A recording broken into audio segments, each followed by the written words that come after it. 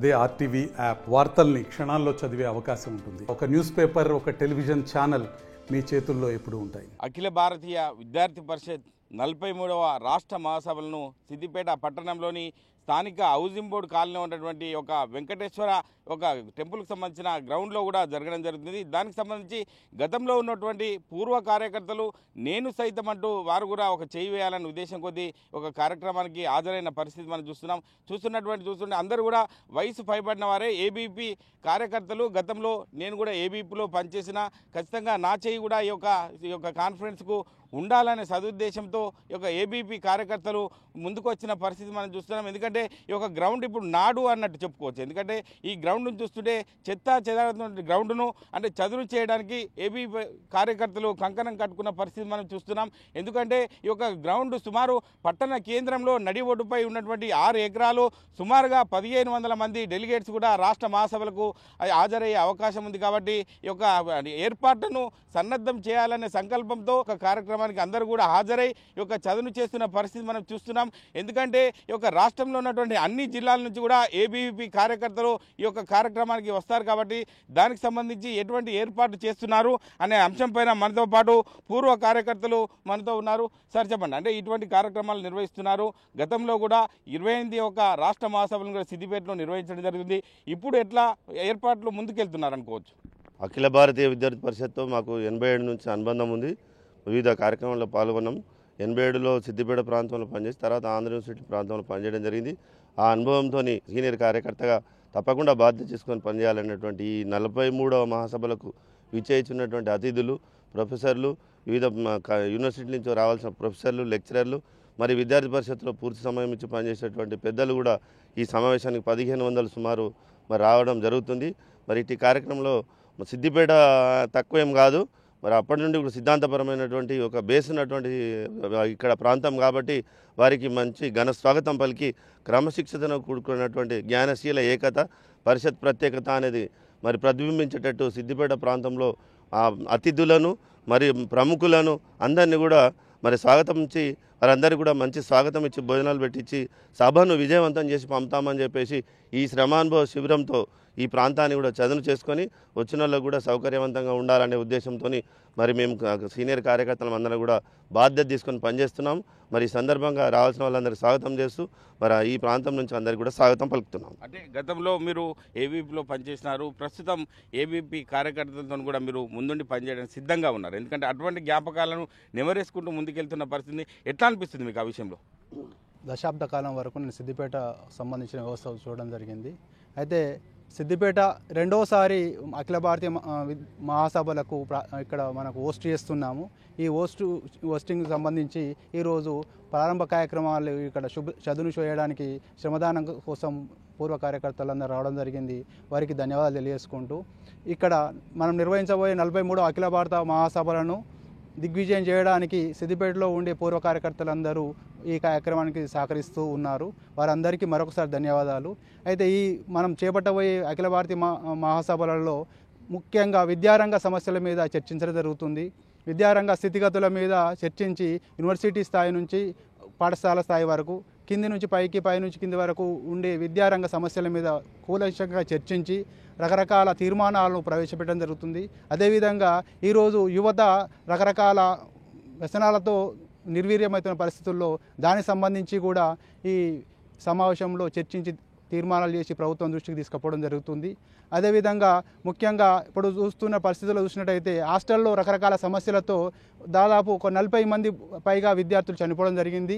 వాటికి సంబంధించిన అంశాల మీద కూడా చర్చించి తీర్మానాలు ప్రవేశపెట్టడం జరుగుతుంది.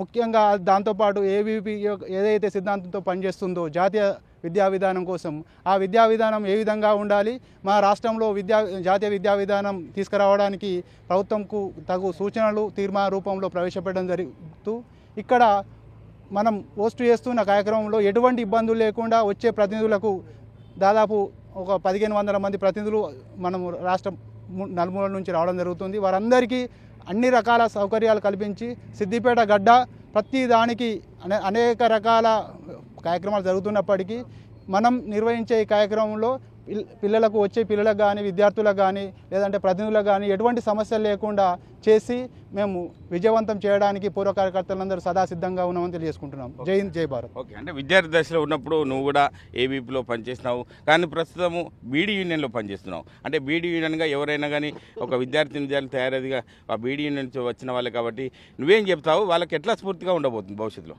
గతంలో ఏబీపీలో పనిచేసిన అంటే అనుభవం ఉంది కాబట్టి ఇప్పుడు కార్మిక రంగంలో పనిచేస్తున్నాం కాబట్టి ఇప్పుడు ఎందుకంటే పూర్వ కార్యకర్తగా 43వ రాష్ట్ర మహాసభలకు పూర్వ కార్యకర్తలకు కూడా అందరం కూడా అంటే ముందు నుంచి అంటే గ్రౌండ్ సాఫ్ చేయడం కానీ లేకపోతే ఇంకేదైనా విషయాలను కానీ అన్నిటి కూడా మా పూర్వ కార్యకర్తల ముందు నుంచి పనిచేస్తున్నాము.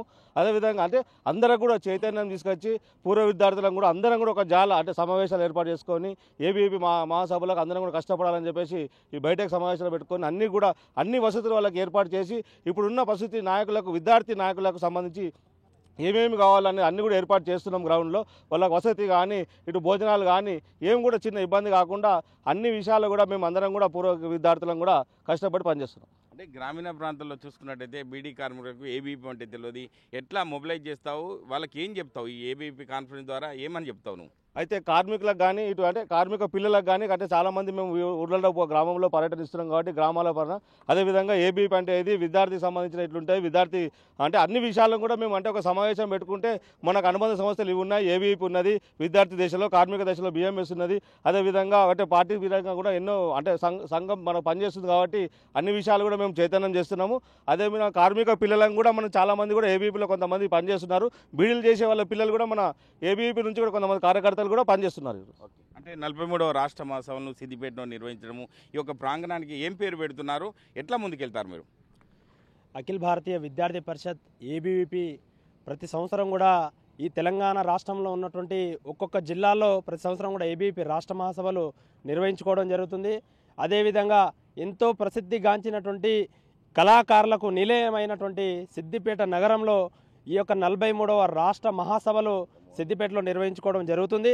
కాబట్టి ఈ యొక్క సిద్దిపేట నగరంలో ఉన్నటువంటి విద్యార్థులతో పాటు ఈ రాష్ట్రంలో ఉన్నటువంటి ప్రముఖగాంచినటువంటి విద్యావేత్తలు కావచ్చు, ప్రొఫెసర్లు కావచ్చు, విద్యార్థులు కావచ్చు, అందరూ కూడా ఈ యొక్క రాష్ట్ర మహాసభల్లో ఈరోజు ఇక్కడ అందరూ కూడా పాల్గొనడానికి రానున్నారు.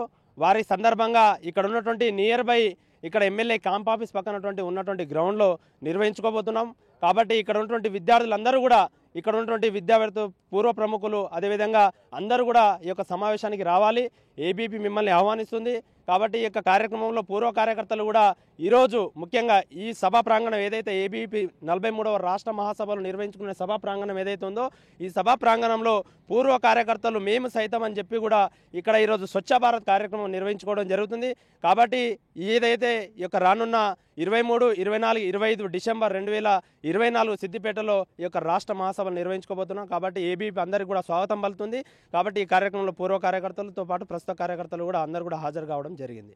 అంటే డ్రగ్స్ బారిన పడద్దు అని చెప్పి బయట చూస్తున్నాం, మనం డ్రగ్స్ బారిన పడుతున్నారని చెప్పి సందర్భాలు చూస్తున్నాం. ఆ విషయంలో ఏబీపీ కాన్ఫరెన్స్లో డ్రగ్స్ పై ఏమన్నా మాట్లాడే అవకాశం ఉంది అనుకోవచ్చా? మేమంతా పూర్వ కార్యకర్తలము. కాన్ఫరెన్స్లో తప్పకుండా దానిపైన చర్చ జరుగుతుందని మేము కూడా ఆశిస్తున్నాను. మనందరూ తెలుసు, అఖిల భారతీయ విద్యార్థి పరిషత్ ఈ దేశం లోపల అనేక మూమెంట్స్, ఈ జాతీయ నిర్మాణం పునర్నిర్మాణం విషయంలో అనేక మూమెంట్స్లో ఇలా విద్యార్థి లోకాన్ని మొత్తం కూడా ఇలా జాతీయ భావన, ఈ దేశం లోపల విదేశీ శక్తులు విదేశీ భావజాలాన్ని తరిమికొట్టి ఈ దేశాన్ని మళ్ళీ ఒక పునర్వైభవం తీసుకుపోయే క్రమంలో ఏబీవీపీ యొక్క పాత్ర చాలా గొప్పది. ఈరోజు ఈ దేశం లోపల అనేక మంది గొప్ప నాయకులను అందించిన చరిత్ర ఇవాళ అఖిల భారతీయ విద్యార్థి పరిషత్. ఈరోజు కళాశాల నుంచి మొదలై ఇలా పాఠశాల నుంచి కళాశాల నుంచి విశ్వవిద్యాలయాల వరకు ఇలా అంతర్జాతీయ స్థాయిలో కూడా ఇలా అఖిల భారతీయ విద్యార్థి పరిషత్ పనిచేస్తూ ఉన్నది. కేవలము విద్యారంగ సమస్యలే కాకుండా ఇలా సమాజం లోపల కానీ లేదా దేశం ఎదుర్కొంటున్న సమస్యలపైన కూడా తన యొక్క పనితీరుతో మరి విద్యార్థి లోకం లోపల విద్యార్థి లోకమే కాదు ఉపాధ్యాయ లోకంలో కూడా ఇలా అఖిల భారతీయ విద్యార్థి పరిషత్ తన యొక్క పాత్రను గొప్పగా పోషిస్తూ ఉన్నది. కాబట్టి అట్లాంటి ఒక అఖిల భారతీయ విద్యార్థి పరిషత్ యొక్క రాష్ట్ర మహాసభలు ఈరోజు మరి మన సిద్దిపేటలో నిర్వహించుకోవడం అనేది మా అందరికీ కూడా ఇలా చాలా ఆనందదాయకము. మరి 2009లో కూడా అఖిల భారతీయ విద్యార్థి పరిషత్ ఆ రోజు ఉమ్మడి రాష్ట్రం ఉన్నప్పుడు ఇక్కడ మరి కాన్ఫరెన్స్ ఈ యొక్క మహాసభలు నిర్వహించుకోవడం జరిగింది. మళ్ళీ రాష్ట్రం విడిపోయిన తర్వాత ఇలా మొట్టమొదటిసారిగా 43వ రాష్ట్ర మహాసభలు ఏదైతే సిద్దిపేటలో నిర్వహించుకుంటున్నామో మేమందరం చాలా ఎదురు చూస్తూ ఉన్నాము. మరి పూర్వ విద్యార్థి నాయకులందరినీ కూడా మేమందరం కూడా ఆహ్వానించి వాళ్ళకి కావాల్సిన ఏర్పాట్లను కూడా చేసే విషయంలో పూర్వ కార్యకర్తలుగా మేమందరం కూడా ఈరోజు కలిసి పనిచేయడానికి చాలా ఉత్సాహంగా ఉన్నాము. చాలా సంతోషము. తప్పకుండా మీరు అన్నట్టు అనేక సమస్యలపైన అఖిల భారతీయ విద్యార్థి పరిషత్ ప్రతి రాష్ట్ర మహాసభలో కూడా తీర్మానాలు చేస్తుంది. ఒకవైపు విద్యారంగ సమస్యలపైన తీర్మానాలు చేస్తుంది, సమాజం ఎదుర్కొంటున్న దేశం ఎదుర్కొంటున్న సమస్యలపైన కూడా తీర్మానం చేస్తుంది. తీర్మానం చేయడమే కాదు వాటిపైన నిరంతరం పోరాటం కూడా చేస్తూ ఉన్నది. కాబట్టి తప్పకుండా మీరు అన్నట్టు డ్రగ్స్ రహిత రాష్ట్రంగా ఈ యొక్క రాష్ట్రాన్ని మార్చాల్సిన అవసరం ఉంది.